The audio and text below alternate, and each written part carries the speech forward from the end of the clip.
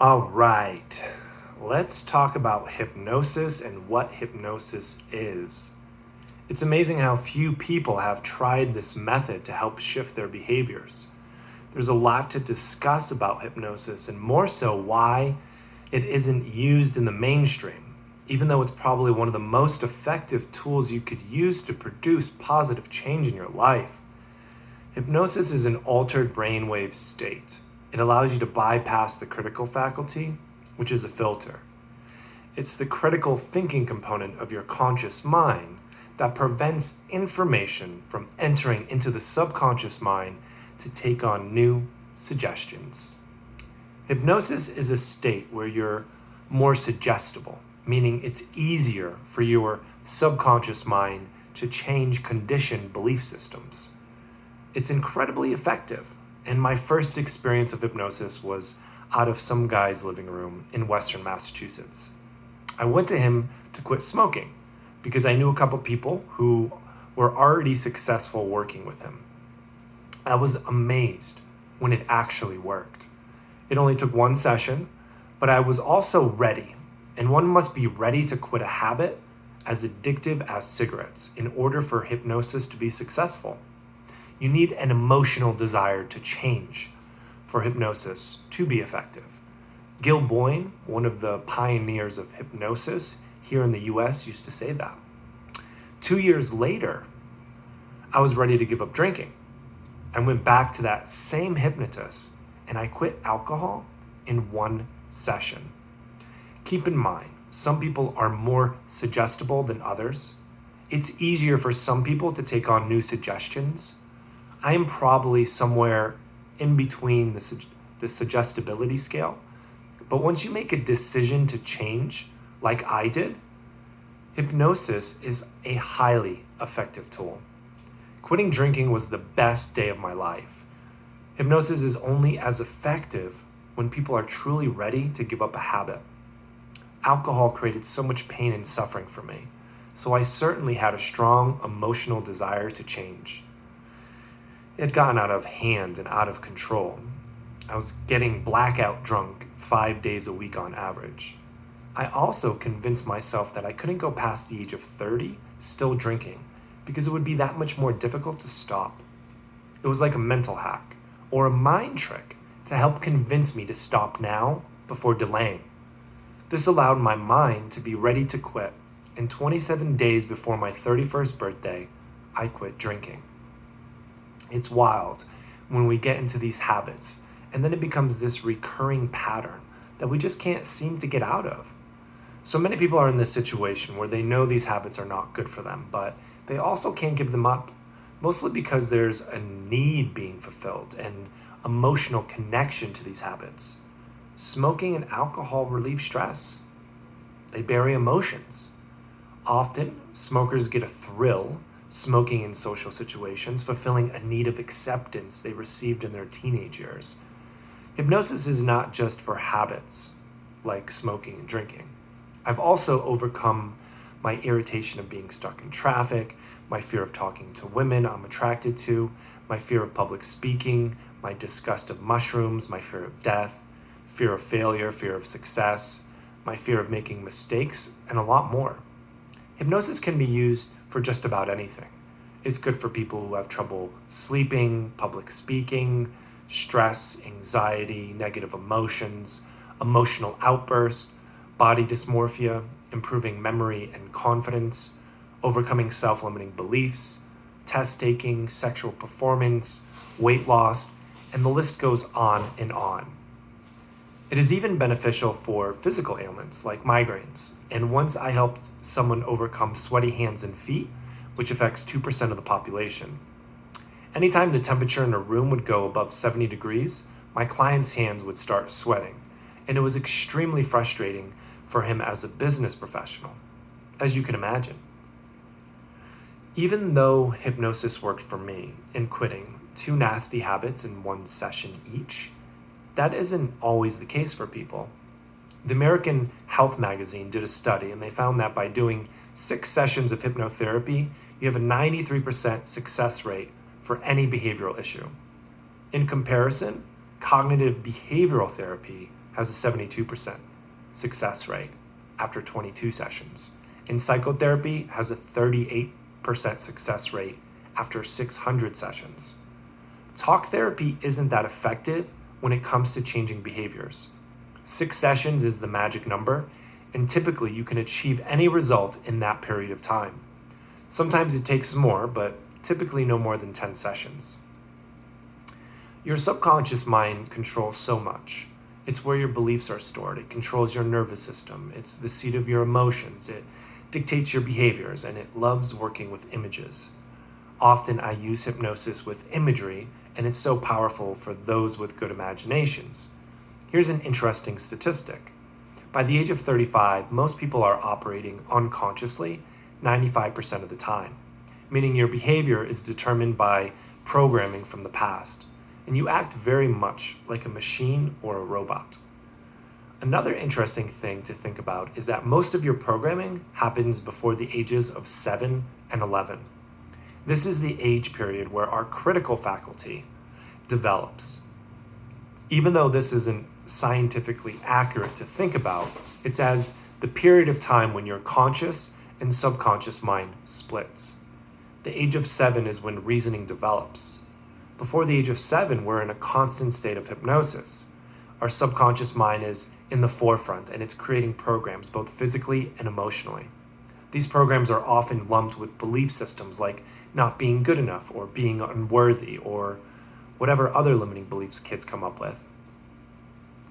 Now, I'm going to go over some frequently asked questions that I will answer because these are the questions that typically stop people from seeking out hypnosis. For starters, why don't more people try hypnosis?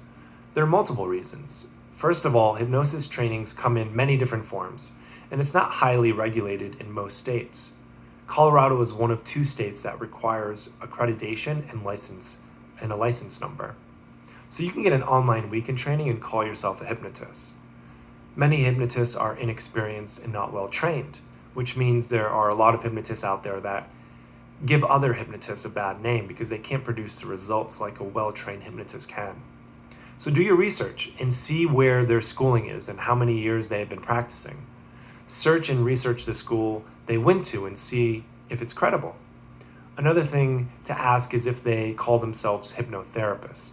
I call myself a hypnotherapist, and that is the training I got at the Hypnotherapy Academy of America in Albuquerque, New Mexico. I use hypnosis as a form of therapy. I don't do the street or the stage hypnosis. I'm here to help people overcome the things they're suffering from. Next question, can everyone be hypnotized? The answer is yes, and there's also experiences where people have difficulty going into hypnosis, which needs to be addressed prior. The first concern is with the hypnotherapist itself because when in a state of hypnosis, people feel vulnerable. They feel like they can be manipulated, and if there is distrust when it comes to the hypnotist, then the fear will stop you from going into trance. Rarely do clients go into a trance so deep that they can't remember things, and you would need great trust in your hypnotherapist for that to happen. Regardless, you're still going to receive the positive results from the session if you're in a deep state of trance. So rapport is important, and you want to find a hypnotherapist you can trust. Often you will find a lot of hypnotists that are a little quirky and eccentric, which makes it difficult for a client to feel comfortable. Another thing that prevents people from going into hypnosis, the fear of losing control. You'd be surprised how many people have this fear. So there are 2 things you need to understand when it comes to hypnosis to alleviate this fear. The first is that the hypnotherapist is not putting you into hypnosis. You are putting yourself into hypnosis. You are the one in control the entire time. If you want to go into hypnosis, you will. If you don't, then you won't. The second thing is that there is this thing called the law of dominant emotion. Your subconscious mind is your survival mind, and it's there to protect you. It will never allow you to put yourself in harm. You will never do anything you don't want to do, and your subconscious mind will be certain of that. Your eyes will pop wide open if you get an instruction you don't feel comfortable with. Not that it's ever happened before with one of my clients, but there was an instance when I was hypnotized, going back to a past trauma, and I could feel my eyes wanting to pop open. My subconscious mind did not want to go to that past event, which is fine. Sometimes you have to use less evasive methods like timeline therapy to deal with past traumas. There are also people who say they can't be hypnotized, which is a belief, and your beliefs reign true. It's a limiting belief, and in the spectrum of human beings, we all go in and out of hypnosis all the time. For instance, when you're driving a vehicle and zone out, that's hypnosis. When you're watching television or a movie, you're in a state of trance. So the belief you can't be hypnotized will prevent you from going into hypnosis. But it's actually not true. Everyone can be hypnotized. The last group of people are the over-analytical. These are the people that think way too much. Conscious thinking will prevent you from going into trance. Asking questions like, is this working? Or, am I doing it right? Will prevent you from going into hypnosis. You don't want to be thinking while you're going into trance. You want to trust the process and just go with the flow. Just listen to the hypnotherapist and it will be a pleasant process because hypnosis is a relaxing experience. It brings you into parasympathetic drive, which is often called rest and digest. One of the main signs that you experienced hypnosis is relaxation. And often people feel completely refreshed once they come out of hypnosis. Another question is, why are people so afraid of hypnosis? Well, for starters, the fear of losing control is one reason.